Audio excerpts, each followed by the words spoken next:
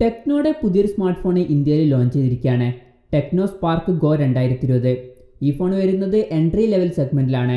ഇന്ന് നമ്മൾ നോക്കാൻ പോകുന്നത് ടെക്നോ സ്പാർക്ക് ഗോ 2020 എന്ന ഫോണിന്റെ വിശേഷങ്ങളാണ്. അതിനു മുമ്പ് ഇതുപോലുള്ള വീഡിയോസ് ഇനിയും കാണാൻ താല്പര്യമുണ്ടെന്നുണ്ടെങ്കിൽ ഈ ചാനൽ ഒന്ന് സബ്സ്ക്രൈബ് ചെയ്യാവുന്നതാണ്. പിന്നെ അടുത്തൊരുന്ന ഒരു ബെല്ലൈക്കണും കൂടി എനേബിൾ ചെയ്ത് വെച്ചാൽ ഞാൻ വീഡിയോസ് അപ്ലോഡ് ചെയ്യുമ്പോൾ തന്നെ നിങ്ങൾക്ക് അതിൻ്റെ നോട്ടിഫിക്കേഷൻ ലഭിക്കുന്നതായിരിക്കും. ആദ്യം ഈ ഫോണിന്റെ ഡിസ്പ്ലേ പറ്റി പറയുകയാണെങ്കിൽ ടെക്നോ സ്പാർക്ക് ഗോ 2020 6.52 ഇഞ്ചിൻ്റെ HD+ ഡിസ്പ്ലേ ആണ് വരുന്നത്. അപ്പോൾ അത്യാവശ്യം വലിയൊരു ഡിസ്പ്ലേ ഈ ഫോണിൽ വരുന്നുണ്ട്. സാധാരണ ഈ ഒരു പ്രൈസ് റേഞ്ചിൽ മിക്ക ഫോണുകളിലും ചെറിയ ഡിസ്പ്ലേ ആണ് വരാറ്. അപ്പോൾ നിങ്ങളുടെ ബഡ്ജറ്റ് 6500 രൂപ ഫിക്സ്ഡ് ആണ്. അതുപോലെ തന്നെ നിങ്ങൾക്ക് ആ ഒരു പ്രൈസ് റേഞ്ചിൽ വലിയൊരു ഡിസ്പ്ലേ ഉള്ള ഫോൺ വേണമെന്നുണ്ടെങ്കിൽ ഈ ഒരു ഫോൺ നിങ്ങൾക്ക് നോക്കാവുന്നതാണ്. പിന്നെ ഈ ഫോണിൽ HD റെസൊല്യൂഷനാണ് കൊടുത്തിരിക്കുന്നത്. ഈ ഒരു പ്രൈസ് റേഞ്ചിൽ എല്ലാ ഫോണുകളിലും HD റെസൊല്യൂഷൻ തന്നെയാണ് വരുന്നത്. പിന്നെ ഈ ഫോൺ വരുന്നത് 20:9 എന്നുള്ള ആസ്പെക്ട് റേഷ്യോയിലാണ്. ഫോണിൻ്റെ ഫ്രണ്ടിൽ വാട്ടർ ഡ്രോപ്പ് നോച്ച് ഡിസൈനിലുള്ള ഒരു നോച്ച് കൊടുത്തിട്ടുണ്ട്. ഏകദേശം 89.7% സ്ക്രീൻ ടു ബോഡി റേഷ്യോയുമായിട്ടാണ് ഈ ഫോൺ വരുന്നത്. പിന്നെ ഫോണിൻ്റെ പീക്ക് ബ്രൈറ്റ്നസ് വരുന്നത് 480 നിറ്റ്സ് ആണ്. ഈ ഫോണിൽ ഫിംഗർ പ്രിന്റ് സെൻസർ കൊടുത്തിട്ടുണ്ട്. അത് വളരെ നല്ലൊരു കാര്യം തന്നെയാണ്. കാരണം ഈ ഒരു പ്രൈസ് റേഞ്ചിൽ വരുന്ന മിക്ക ഫോണുകളിലും നമുക്ക് ഫിംഗർ പ്രിന്റ് സെൻസർ ലഭിക്കാറില്ല. ഈ ഫോണിൻ്റെ ഫിംഗർ പ്രിന്റ് സെൻസർ വരുന്നത് ഫോണിൻ്റെ ബാക്കിലാണ്. കമ്പനി അവകാശപ്പെടുന്ന ഒരു കാര്യം ഏകദേശം 0.2 സെക്കൻഡ് കൊണ്ട് തന്നെ ഈ ഫോൺ നമുക്ക് ഫിംഗർ പ്രിന്റ് സെൻസർ വെച്ചിട്ട് അൺലോക്ക് ചെയ്യാവുന്നതാണ്. പിന്നെ ഫോണിൻ്റെ ബാക്കിൽ പ്ലാസ്റ്റിക് ബാക്ക് ബോഡിയാണ് വരുന്നത്. ഈ ഒരു പ്രൈസ് റേഞ്ചിൽ അത് നോർമൽ ആയിട്ടുള്ള കാര്യമാണ്. പിന്നെ ഫോണിൻ്റെ ബാക്കിലുള്ള കേസ് നമുക്ക് ഊരാൻ പറ്റും. പിന്നെ ഫോണിൻ്റെ ബാക്കിൽ റെക്ടാങ്കുലർ ഡിസൈനിലുള്ള ഒരു ക്യാമറ മോഡ്യൂൾ കൊടുത്തിട്ടുണ്ട്. അത്യാവശ്യം സ്റ്റൈലിഷ് ആയിട്ടുള്ള ഒരു ഡിസൈനുമായിട്ട് തന്നെയാണ് ടെക്നോ സ്പാർക്ക് ഗോ 2020 വരുന്നത്. പിന്നെ ഈ ഫോണിൻ്റെ വെയിറ്റ് വരുന്നത് ഏകദേശം 196 ഗ്രാമാണ്. ഫോണിൻ്റെ തിക്നെസ് വരുന്നത് 9.1 mm ആണ്. പിന്നെ പ്രോസസ്സറിനെ പറ്റി പറയുകയാണെങ്കിൽ മീഡിയാടെക്കിൻ്റെ ഹീലിയോ A20 എന്ന പ്രോസസ്സറുമായിട്ടാണ് ഈ ഫോൺ വരുന്നത്. ഇത് ക്വാഡ് കോർ പ്രോസസ്സറാണ്. അതായത് ഇതിൽ 4 കോറുകളാണ് വരുന്നത്. ഈ ഒരു പ്രൈസ് റേഞ്ചിൽ ഇത് ബെസ്റ്റ് ആണോ എന്ന് ചോദിച്ചാൽ അല്ല എന്ന് പറയേണ്ടി വരും. കാരണം ഈ ഒരു പ്രൈസ് റേഞ്ചിൽ ഇതിനേക്കാൾ ബെറ്റർ ആയിട്ടുള്ള പ്രോസസ്സറുമായിട്ട് വരുന്ന ഫോണുകൾ വരുന്നുണ്ട്. ഉദാഹരണം പറയുകയാണെന്നുണ്ടെങ്കിൽ ഇപ്പം 6500 രൂപയ്ക്ക് നമുക്ക് റിയൽമി C2 എന്ന ഫോൺ ലഭിക്കുന്നുണ്ട്. ആ ഒരു ഫോണിൽ മീഡിയാടെക്കിൻ്റെ ഹീലിയോ P22 എന്നുള്ള പ്രോസസ്സറാണ് വരുന്നത്. അത് ഒക്ടാ കോർ പ്രോസസ്സറാണ്. അതായത് അതിൽ 8 കോറുകൾ വരുന്നുണ്ട്.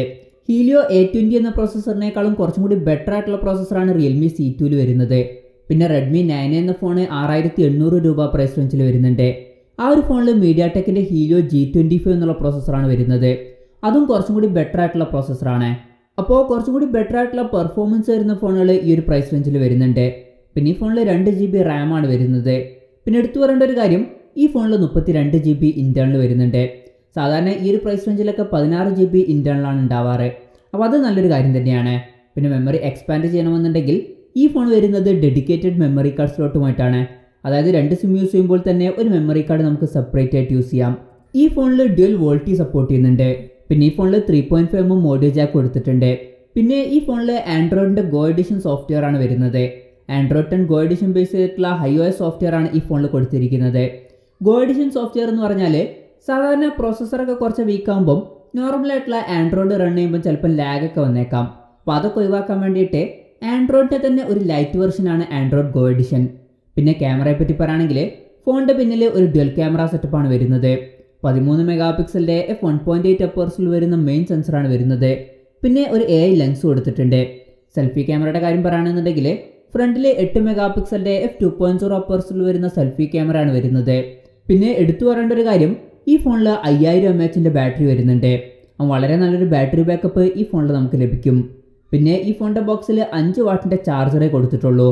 ഈ ഒരു പ്രൈസ് റേഞ്ചിൽ വരുന്ന റിയൽമി C2 അതുപോലെ റെഡ്മി 9 പോലുള്ള ഫോണുകളൊക്കെ നോക്കുകയാണെന്നുണ്ടെങ്കിൽ ആ ഫോണുകളുടെ ബോക്സിൽ 10 വാട്ടിൻ്റെ ചാർജർ നമുക്ക് ലഭിക്കുന്നുണ്ട്. മൈക്രോ USB ചാർജിംഗ് പോർട്ടുമായിട്ടാണ് ഈ ഫോൺ വരുന്നത്. പിന്നെ ഈ ഫോണിൻ്റെ വില വരുന്നത് 6499 രൂപയാണ്. അപ്പോൾ ഓവറോൾ പറയുകയാണെന്നുണ്ടെങ്കിൽ ഈ ഫോണിൻ്റെ പോസിറ്റീവായിട്ട് വരുന്ന കാര്യങ്ങൾ ഈ ഫോണിൽ വലിയൊരു ഡിസ്പ്ലേ വരുന്നുണ്ട്.